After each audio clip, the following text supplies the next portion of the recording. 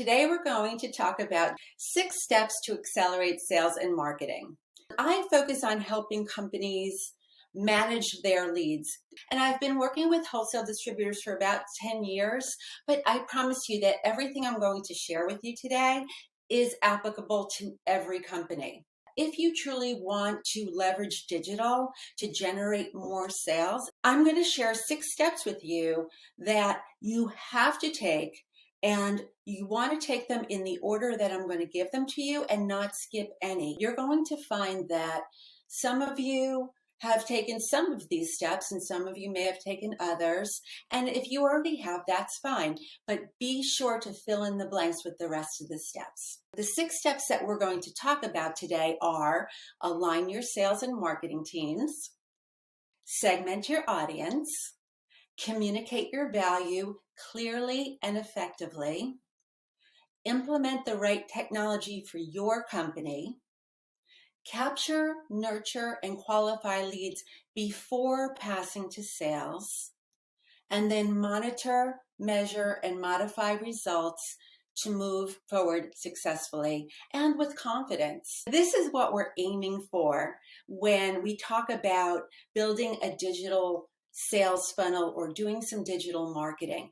This is a basic digital sales funnel, and you can see at the top left, a prospect or a buyer is going to enter the funnel either from clicking social media or landing on your website or answering an ad, and they'll move through the steps in the sales funnel step by step, and there are activities in there that you would put in there to move them further down. And once they're qualified, which is just below the middle of the funnel, that's when they get it handed over to sales. Now, the name of the program is Accelerating Sales and Marketing, but it's really accelerating sales with marketing, because you need marketing's input to make any of this happen. And it's the only way to digitally attract new customers or gain a greater customer share, discover new and profitable offerings, or even increase customer retention. Right now, you can do all of those things. Mostly it's your salesperson's job, but when your salesperson can't get in front of a customer, you want to be able to depend on your digital capabilities to do this. Let's talk a little bit about your marketing department. We're going to talk about step 1, aligning your sales and marketing team.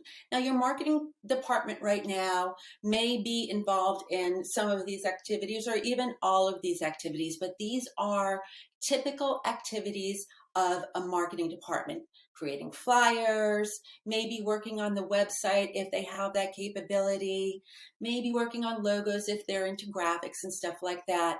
If you have branches or multiple distribution centers, they may be working on signage. And of course, they'll also be doing your social media. And your typical sales funnel looks just like this.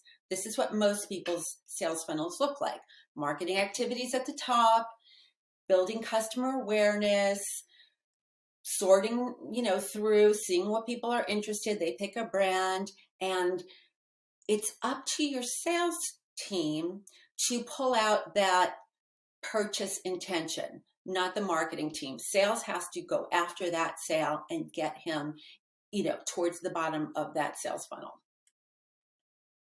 Now, in the future with digital, because so much more rests on marketing's shoulders, your marketing team is also, they're still going to have to do everything from that previous slide, but they're also going to have to create messaging that resonates with your buyers and ensure that that messaging hits the right audience at the right time.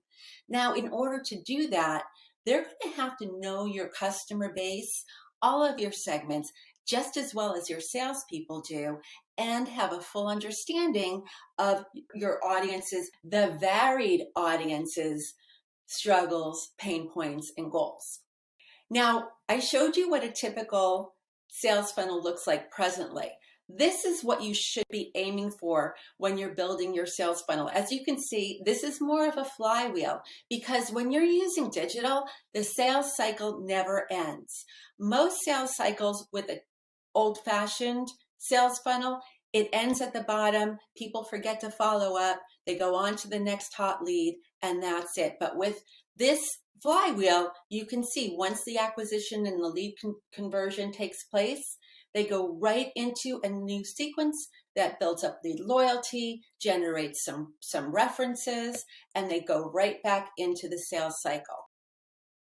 All of this can take place digitally. In fact, on this slide, I marked off in red what's done by marketing, what's marketing's responsibilities, done digitally, and in green, that's sales responsibilities.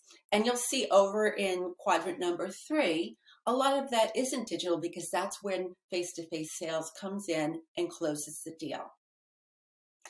I tell people when they look at this slide to think about the buyers in their present sales cycle, in their pipeline, and think about what on this slide would move them closer to its sale. That's what this whole intention is for this flywheel, is to move them closer to number 4, 1, 2, 3, and then 4, and then back to 1.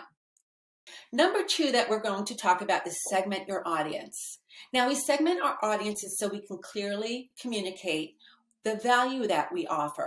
And that's because different pieces of our audience have a different perception of what's valuable and what matters to them. If you're selling, for instance, medical supplies, there's a good chance that you sell some of the same supplies to all of these 7 audiences. You have to think about why they're buying the supplies. What benefit is it for them to use those supplies? When your salesperson visits any of these audience members, he knows exactly what he's going to say to each segment. When he walks into a hospital, he knows he knows who he's going to talk to. He's going to talk to a hospital administrator, and he knows what he's going to talk about because he knows what that administrator's pain points are. If he's going into a doctor's office, he may be meeting with an office manager who has a whole different set of pain points and goals for using those same supplies. Your salesperson knows about that, but when your salesperson can't get in front of the audience, it's up to your digital capabilities to get that message out. So for that reason, you need to segment the audience and set up your digital capabilities so that the right audience member gets the right message at the right time for the right reasons. Universally, there is a message that needs to be shared with your entire audience, and that is that your goal should always be perceived as keeping your customers in business, that you're there to solve their problems, and that your main purpose to be in business is to help them grow without tooting your own horn. So you can't say how great you are at building your customers' business or how great you are at keeping your customers happy. You have to be able to paint that picture another way. Now, when you do use that kind of language in your marketing pieces, it's going to help you also reach new businesses, new customers that you wouldn't ordinarily reach, and you'll hold their attention. The reason for that is because not everyone does that. So if you're doing that and your customers aren't, you're going to stand out and people are going to take notice. This is also going to help you see what existing customers might be looking for. For example, if you're selling medical supplies, say you're selling, just typical medical supplies, paper supplies to a doctor's office. He's a customer. He's been a customer for years. You know what he orders. He orders it every month or every 6 months, whatever. And you know him. You're also selling high-end medical equipment. When you have the right digital technology in place, if you're selling that equipment and that doctor is looking at that equipment, wouldn't you want to know that the doctor's looking at that equipment? And then be able to call them and say, hey, I noticed you were looking at this. That's the beauty of digital. You can see so much more about your audience. The way that we do this, the way that we attract those eyes and hold that attention is by having content on your website. We do that by creating blogs or articles. They're the same thing. And some of the things that you need to be sure of, or some tips for you to make sure that this is successful, is to keep in mind that the titles of your article do matter. When people search for something, they're usually searching on a solution to a problem, or it may just be a symptom of their problem. So these are the kinds of things you want to write about, and these are the kind of things you want to include in your titles. When you do write about your solutions, you want to talk about them and how they help your customers, how they make your customers' lives better. Don't talk about how great they are, but how much better your customer is going to be when they use this solution. I tell people a lot that you want to position yourself, of course, as the expert, but you also want to make it so that the customer would feel crazy for not doing business with you. That's how confident and forthcoming and selfless you need to be in your marketing. So now we're going to go to step 4, which is implementing the right technology for your company. Do your research before you spend money. I see a lot of companies buying more marketing automation systems that are kind of pricey and then growing into them. In order to kick off a marketing automation system, to really get it going, you need to create a lot of content. You need to segment those audiences. You need to create all those articles and the emails and build out those funnels. And while you're doing all of that, your marketing automation system is just sitting there. It's not doing anything. So instead, what you want to do is start out slow. Just get the very basic of what you need. If you want to send email, get something simple like a Constant Contact or MailChimp. They do a lot more than they did a few years ago. And remember that even though we call it marketing automation, it's in place to make your salespeople's lives easier. I just picked out 5 really quick marketing automation wins for you if you're looking to just kind of start dipping your toe in the water. The first is analytics. As you probably know, anything digital is measurable. So whatever you're doing, whether it's marketing or anything else, make sure you're utilizing the analytics, because that's the beauty of digital. We will be able to tell always what's working and what's not, and that also gives us the benefit of being able to fix what's not working. The second is email marketing. Email marketing is very easy to do now. Like I mentioned before, MailChimp is free. I don't recommend the free version because there's a kind of branding issues that come with that. There's no reason for you to advertise for MailChimp. You can pay a couple of dollars and not do that. And it's a little bit more of a polished look.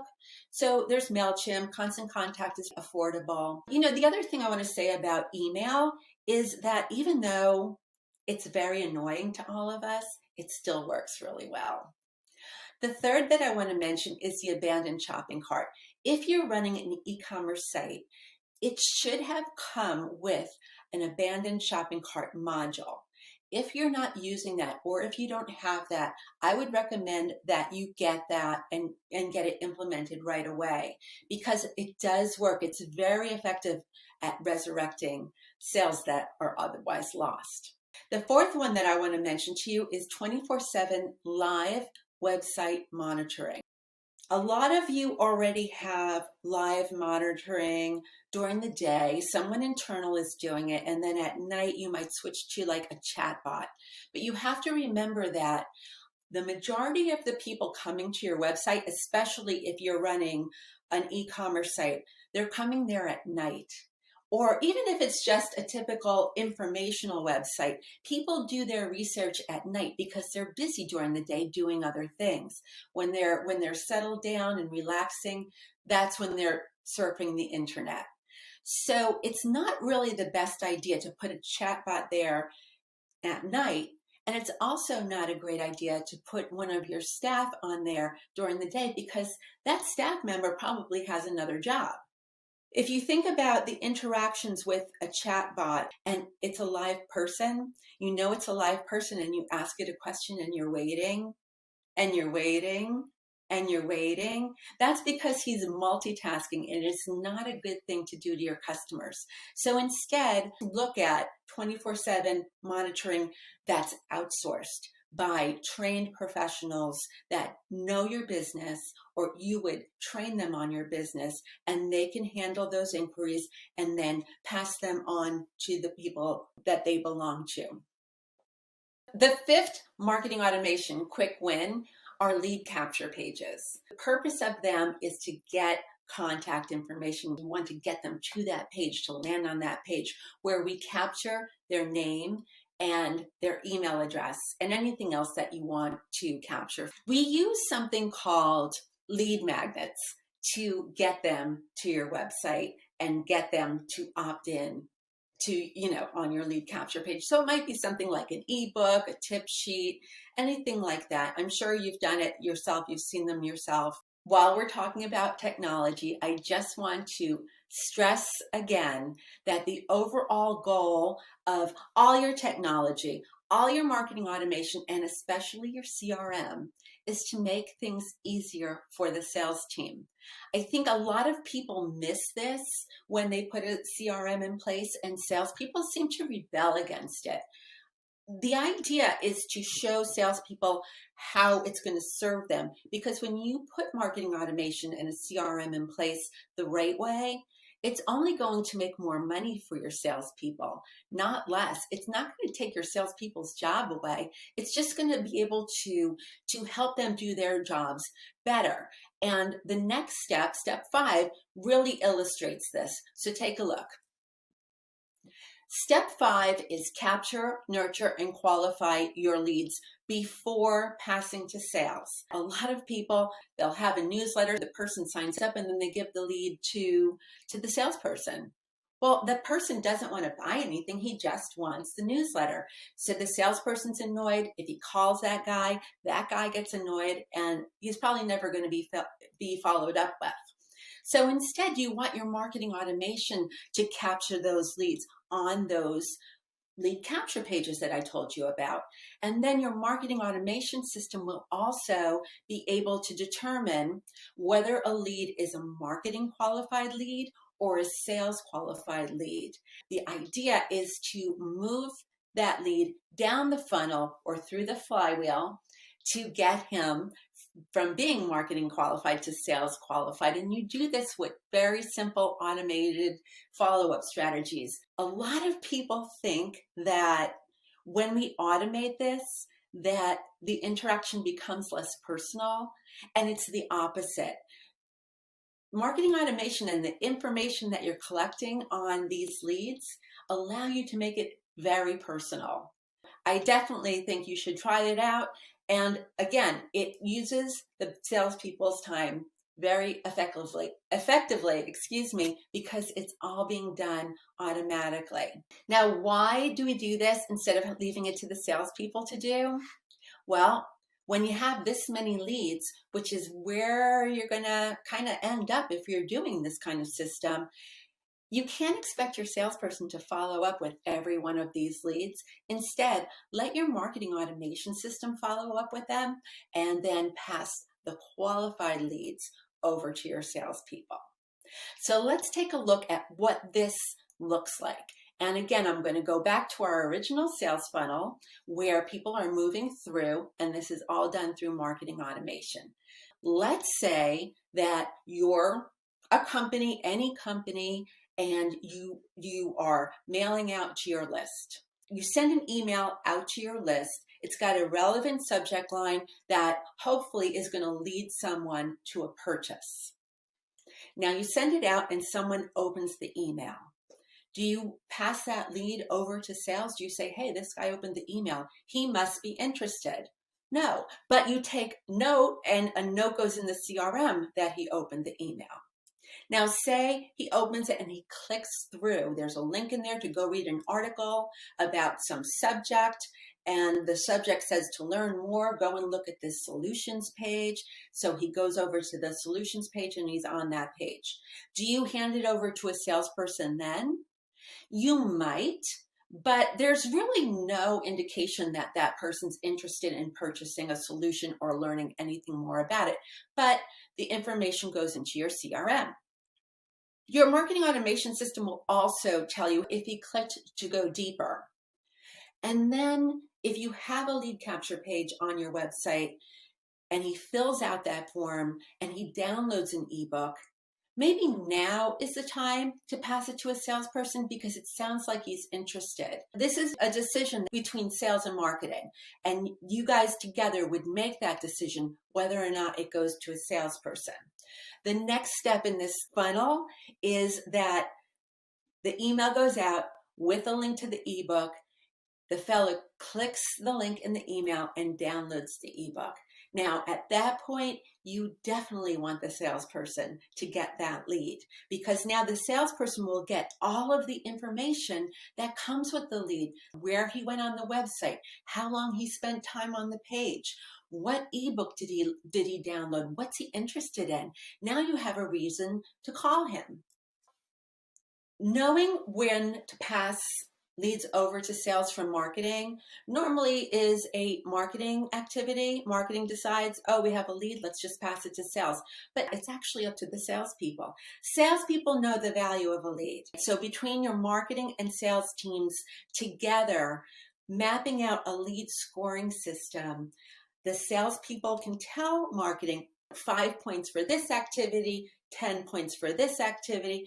And as those points add up, it's all captured into the CRM. And when you hit a certain threshold determined by the sales team, something triggers a notification, and the notification is sent to the salesman or the sales manager saying, so-and-so has been doing this activity on your website and his lead score is maybe 105. He went over 100. And then step 6, we have measure and move forward confidently with an actionable plan. The nice thing about the whole digital situation, everything that I explained to you, it all has to be built out, and it's a lot of work to build something like that out. But once you build it and it's working, you know it's working. And that's why I say move forward confidently with an actionable plan. If you built this for one area or one audience segment, you can just rinse and repeat, right? Take the same sales funnel, make some changes, and make it applicable to another audience group. And you know it's going to work. Now, how do you know it's going to work? Because you're going to measure it, all right? You want to measure the success of every campaign. You want to know each campaign's contribution to your pipeline. And you want to also know what's actually driving sales, what's driving revenue, and what's driving profit, what's not profitable, all right? When you have the metrics about what's going to work and what's not, you can really boil it down and plainly see what the return is for you on your investment in marketing. If you've ever said, I know that half my marketing works, but I just don't know which half, well, you can't say that anymore when you're doing digital, because you'll know everything that works. All right, so let's just recap before we end. We're going to run out of time. So we're going to review the 6 steps.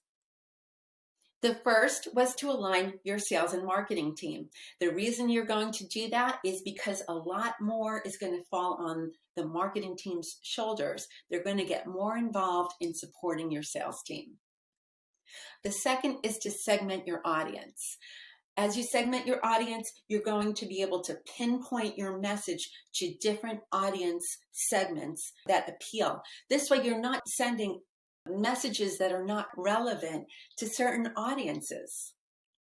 The third is to communicate your value clearly and effectively. Value is in your customer's eyes, not yours. So you want to communicate what's valuable to them and write it out effectively so that it's compelling enough to have them want to be your customer. The fourth is to implement the right technology for your company. Make sure you're not over investing. Do your research and don't commit to anything too big. The fifth is to capture, nurture, and qualify leads before passing them to sales. You want to make the salesperson's jobs easier because the more sales they make, the more money everybody's going to make. And then number six, of course, is to monitor everything you do, measure it, and modify the results so that you can move forward successfully. Hey, it's Susan Merlo. If you like that video and want to learn more, call or text me. I'd love to hear about your business and show you how this would work for your sales team.